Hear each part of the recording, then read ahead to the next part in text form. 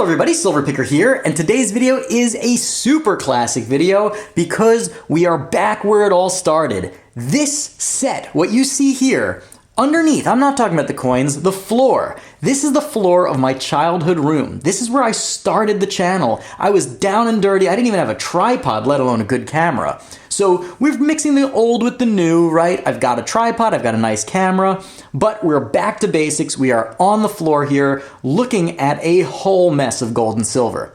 Now, why am I here? Why am I doing this? Well, many of you may not know, but I no longer live near where I grew up, but I still have a safety deposit box there. And that's where I kept the majority of my gold and silver stack. And I still believe that that's the best and safest place to keep a lot of gold and silver. But with my lifestyle, the way that I move around and all that, it made sense to no longer have this massive, massive stack sitting in a safety deposit box many, many, many miles from where I live. So I decided to withdraw all of it, take it all out of my safety deposit box, and I have a very special plan for it, and I'm going to be explaining what I'm doing with all of it. But I figure before I do anything, might as well show it off and let you all see all this wonderful gold and silver. So I am going to be taking you through a tour of my entire stack. Now obviously you know that I have a collection, that I've got gold and silver coins and typesets and all that kind of stuff, and that's separate. That's not part of what I call my stack. My stack is what I think of in terms of investment, meaning stuff that's not collectible to me, not things that I care about, things that when either the timing is right or for a rainy day or you see what goes on in the world and sometimes you just need some gold or silver to get the heck out of Dodge.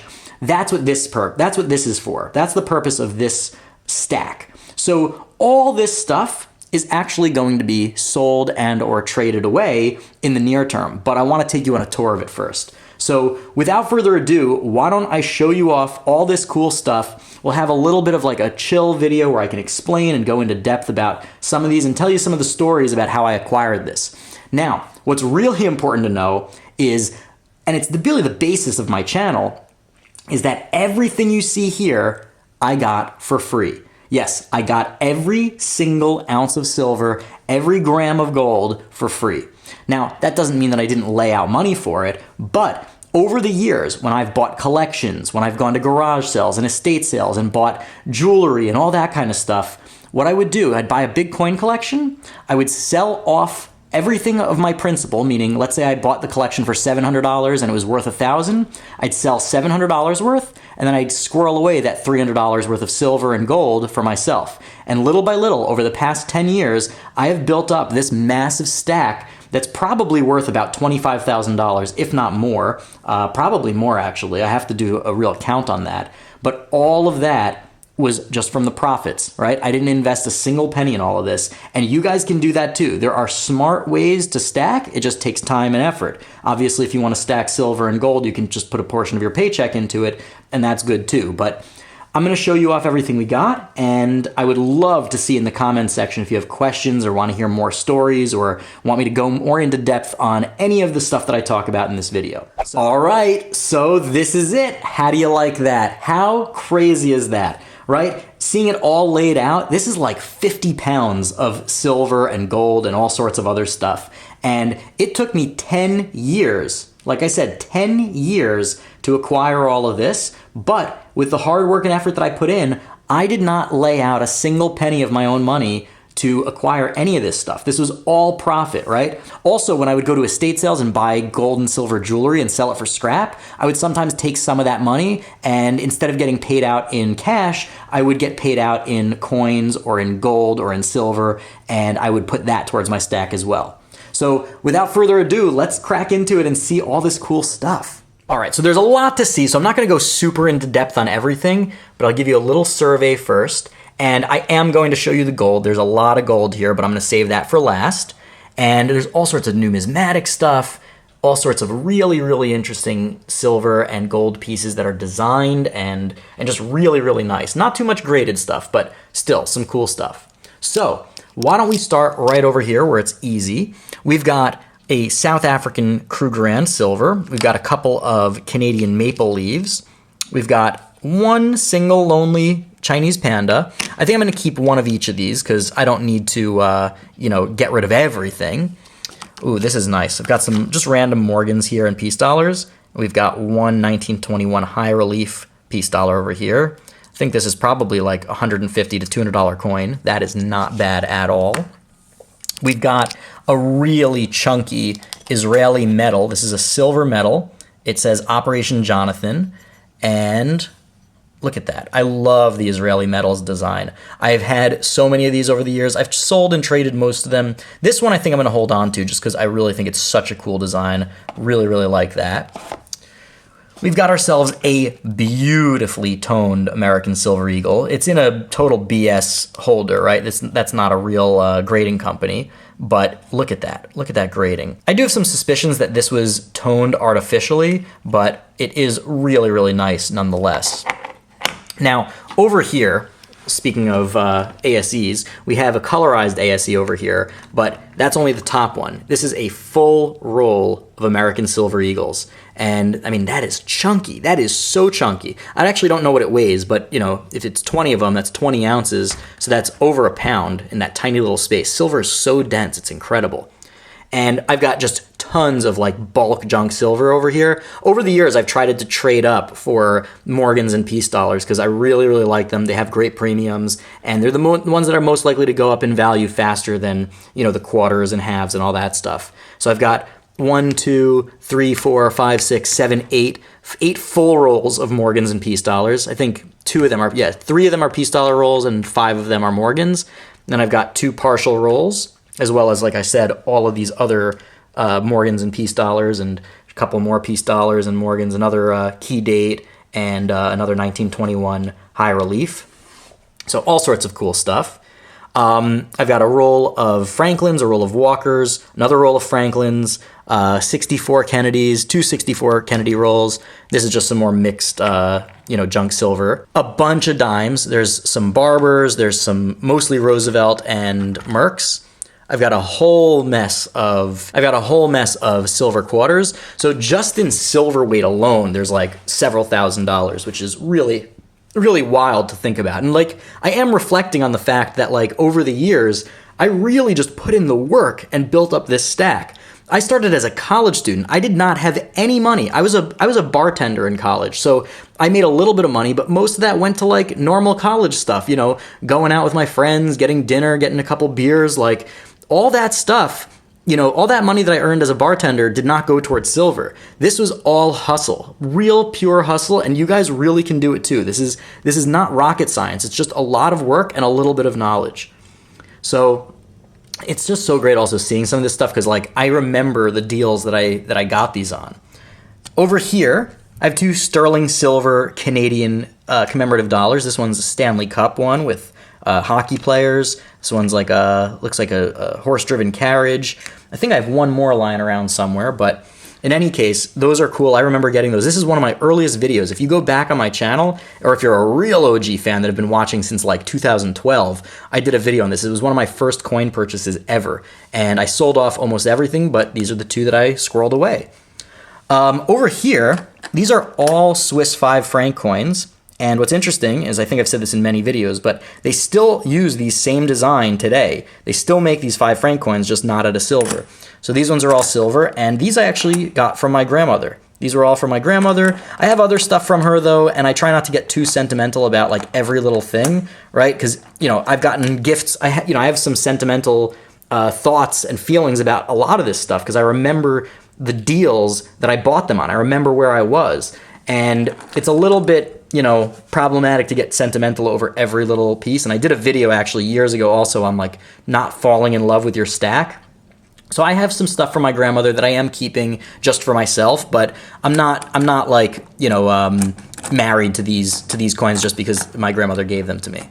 Actually, all of these ones that have the little markings on them, my other grandmother and grandfather saved those for me. They were chicken farmers back in the day, and in the 60s when they changed the makeup of coins from silver to clad, they were really smart. They were ahead of their time. They saved all of their silver coins and divided them up among the grandchildren many, many years later. So maybe I'll do a video on that. I don't think I ever did a video on that. If I did, it was years ago and could do an update. So I'll do a video on that someday if you guys want.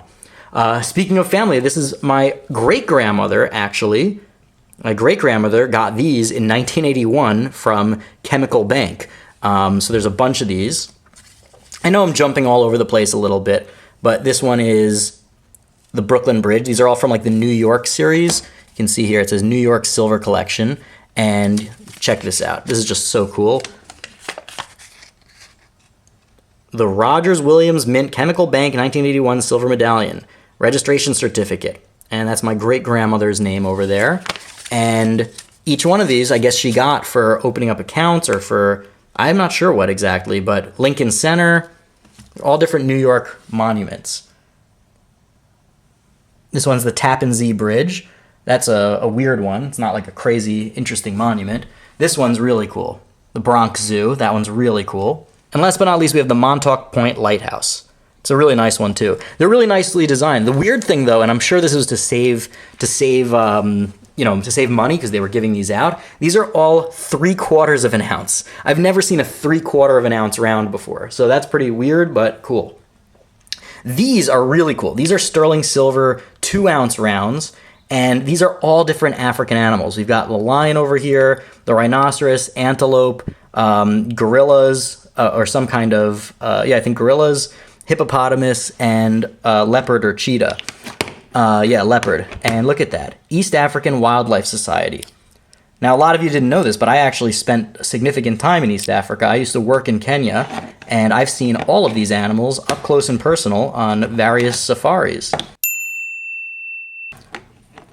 Yeah, I got a lot of interesting stuff, and I've talked about this more on my Patreon channel. By the way, I guess this is a good point to plug my Patreon. Any of you that are interested in supporting my channel, supporting my mission of teaching people all over the world about coin collecting, precious metals investing, personal finance, alternative investments, and all the other stuff that I talk about on my channel, you can use the links below to support my Patreon campaign. And with that, you also get access to 2 things, at least 2 things. There's more than 2 things, but you get access to my private Discord server, which is, I will say, the best coin collecting and precious metals investing community on the internet. It is such a close-knit family. Honestly, like we're like a family. I've met a bunch of them in person, and actually, spoiler alert, a lot of this silver is going to one of my patrons. We're doing a massive trade, and I'll talk about that later in the video. A massive trade. He's getting basically everything here. He's getting my whole stack, which is crazy, but you get access to that, and you also get an additional Patreon exclusive video every single month that only is for Patreon, and it's where I sort of let my hair down and talk a little bit more about myself and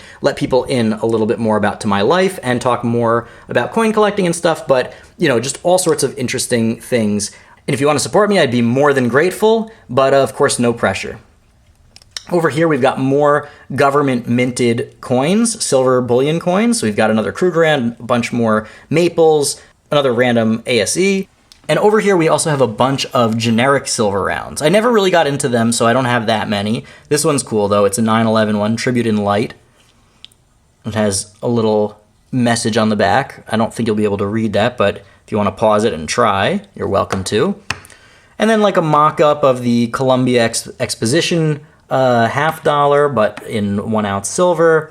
A couple of other things. This is really cool, and this was, I think, on my first big coin purchase. I think I have this on YouTube, but it was before I started doing individual videos. I think I did a whole summer's worth of buying at garage sales, and then just did one recap video, and this is in it. And this is one I don't think I'm going to sell. This one is just one that, it's like the kickoff to my silver picking career. It was like the biggest, coolest thing I ever got. It's 2-ounce 925 sterling silver round, and it's from the Come By Chance Refinery, and it's from October 10th, 1973, and it's got that seal on there, and I just love it, and I think I'm going to hold on to that. I don't have to get rid of everything, right? Now let's move on to some bars, and we will get to the gold. Don't you worry, we'll get to the gold. But I've got some bars. This is a 10-ounce Engelhard bar, and this one I actually traded a bunch of scrap gold and silver for. I was at the Diamond District in New York City where I had brought a ton of stuff because I always would sell there when I would buy gold and silver from garage sales and whatnot. And usually, like I said, I would take my profit out. But with this, I was like, okay, time to buy something nice for myself, for my stack. And I got this 10-ounce Engelhard bar. I might hold on to this, but this one also might go to my patron that I'm doing the trade with. I got a 2-ounce Jaeger's poured bar. That one I think JB Coins on YouTube sent to me when we did a little collab video. Oh, I missed these guys. Got two Israeli coins over here. This one is Chaim Weizmann, who's the first president of Israel, and this one is David Ben-Gurion, the first prime minister of Israel. This one's a really nice coin. I love the Israeli coin designs. They did such a good job. This is a metal, but this one's a coin. Actually, they might both be metals. They might both be metals. Never mind. But they still did a very good job designing them. Really, really nice. A couple of Canadian silver dollars. We've got the one with the Canada Goose on it, and then a couple of canoe dollars. Pretty nice. And like I said, I'm going to do bars. We've got two different Lincolns. I love this. I always loved that I got these together. We've got Abraham Lincoln over here, and we've got a Lincoln car. We've got a Lincoln Continental Mark IV, Mark IV. And I always thought that was kind of cool that I had two different Lincoln art bars. This one is an Israel's 25th anniversary art bar. Just a pretty standard silver. Greetings of the season. Little Christmas one. 10 Commandments. And what's cool about this is it actually has a spot where you could engrave like a name if you wanted to give this as a gift. It's pretty cool. Or if you wanted to dedicate it to somebody. Let's check out these numismatic coins over here. Well, this is a Mexican medal for the Olympics, and it's a really, really cool one. It's got the discus thrower over there. Mexico, 1968. Paz, Cultura, Arte. Really, really cool. And I think that means peace, culture, and art, I'm assuming. You guys can let me know. Oh, this is cool for the sports fans. Really, really cool. I had two of these. These are Giants 999 silver rounds. One is from their being Super Bowl champions in 1990, and the other is 1986 NFC champions. So if you're a football fan, these are really, really cool. And I got this one first, and this one second. I got these in different purchases, believe it or not. This was also one of my early days. I bought a jar of coins at a garage sale. I asked the guy, I said, "You have any coins?" He said, "Yeah, I got a jar of old coins." He goes in, he brings them out. I said, "What do you want for them?" He goes, $10. I bought it. I didn't even look inside. I just said yes, because I figured there was even if nothing else, there was at least $10 worth of change in there.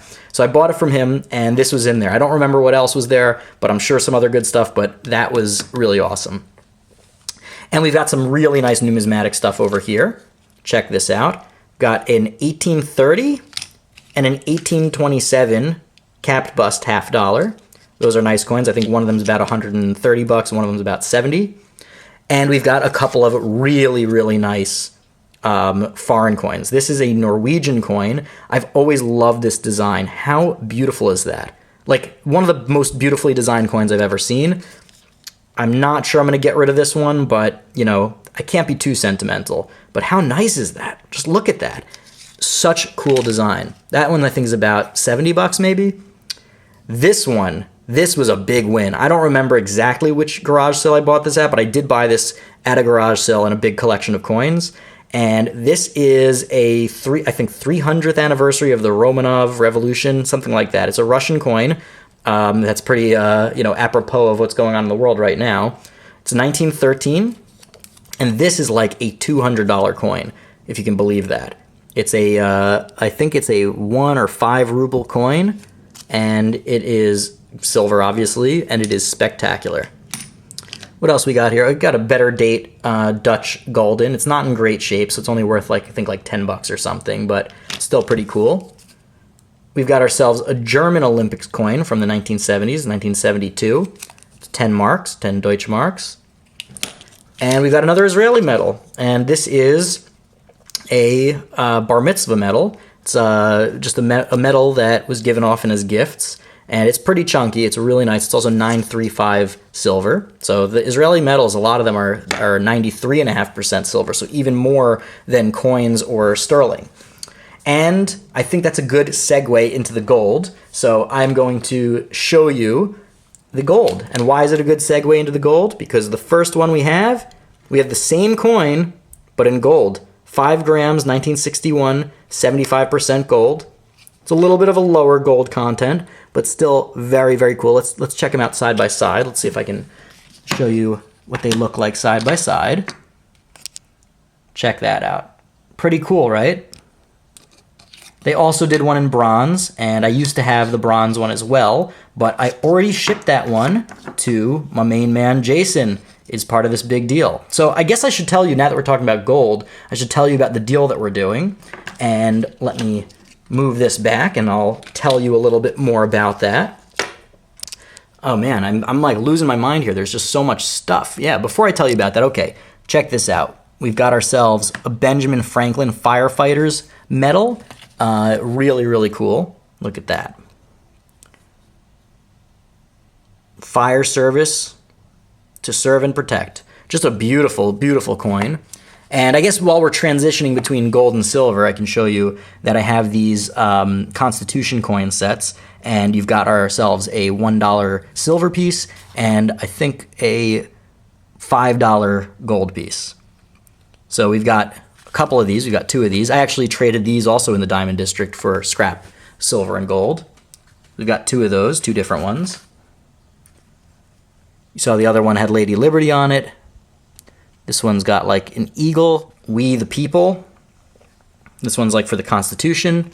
We got sidetracked. Let's get back to the rest of the gold. And I will. And there are two things to talk about with the gold.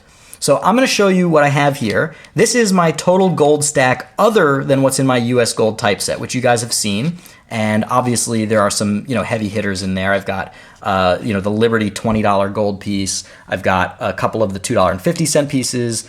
And other little bits and bobs of gold. So again, this is not my total stack, because some of my stack is in my collection, so to speak. But this is the stuff that doesn't fit into my collection, but is indeed part of my precious metals investment.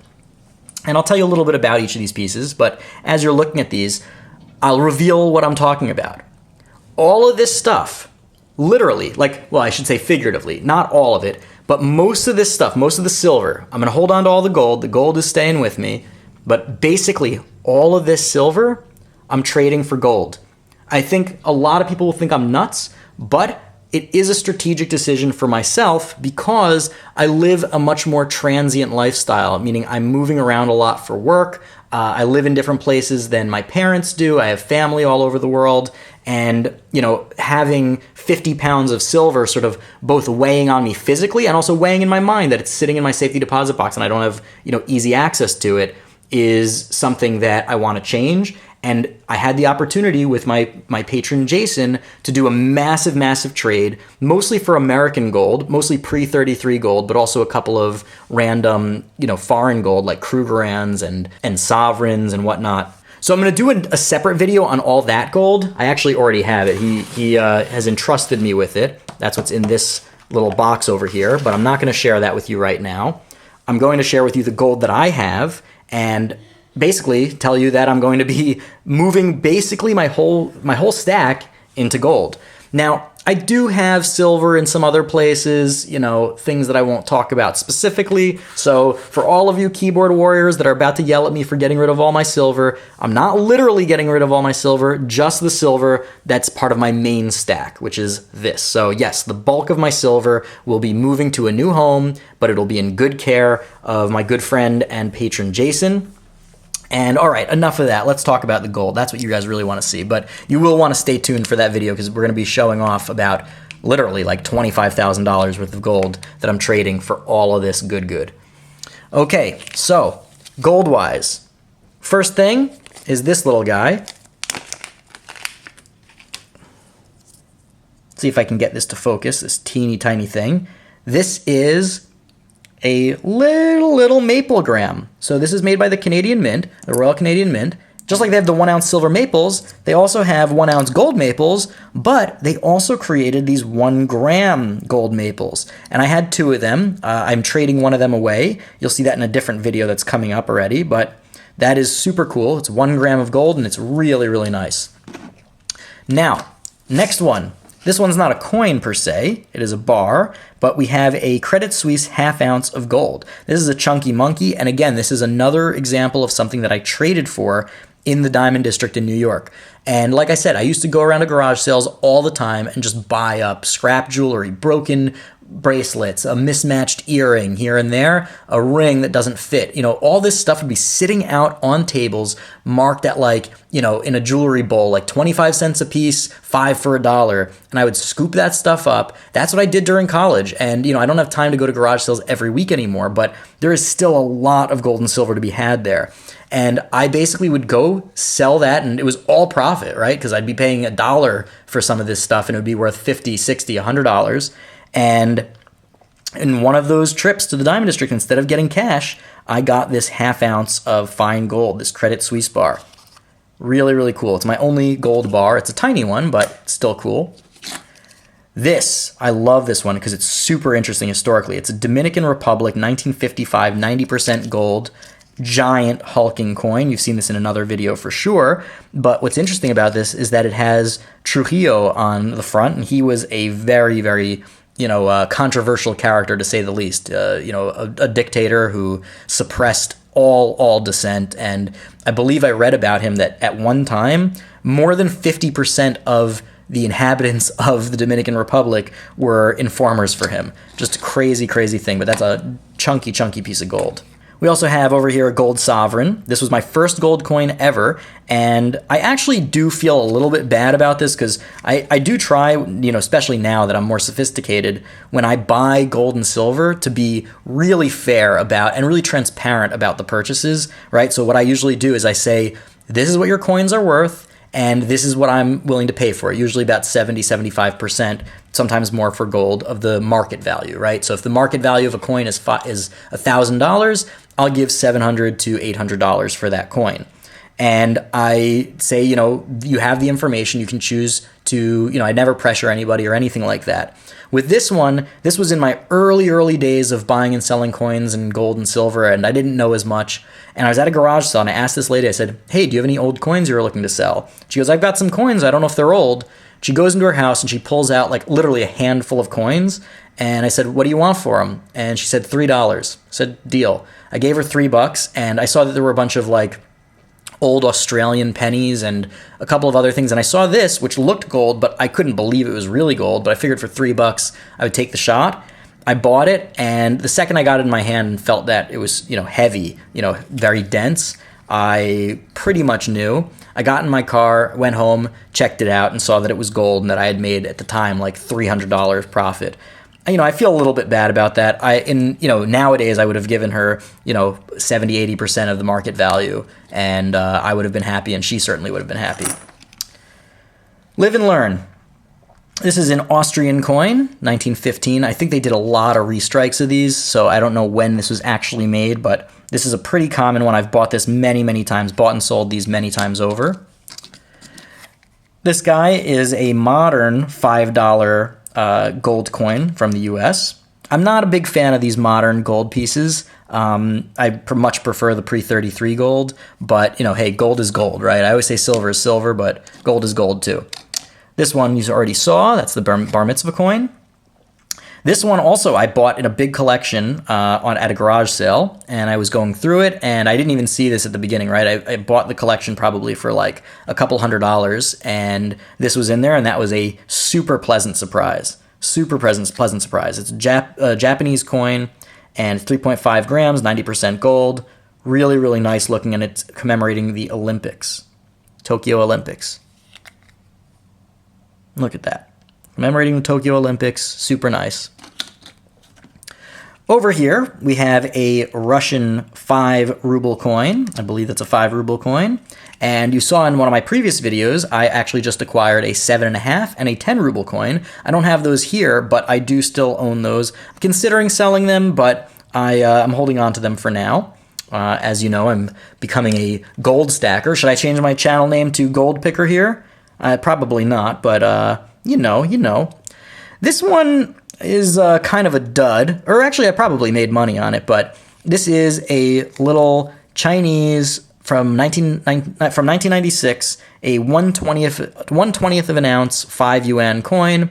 It's a bullion coin. It's got a 5 yuan face value, and I just bought this outright. I paid $72, I think, for it. It was when I was really trying to, learn about the gold business, and I just bought it outright from a bullion dealer.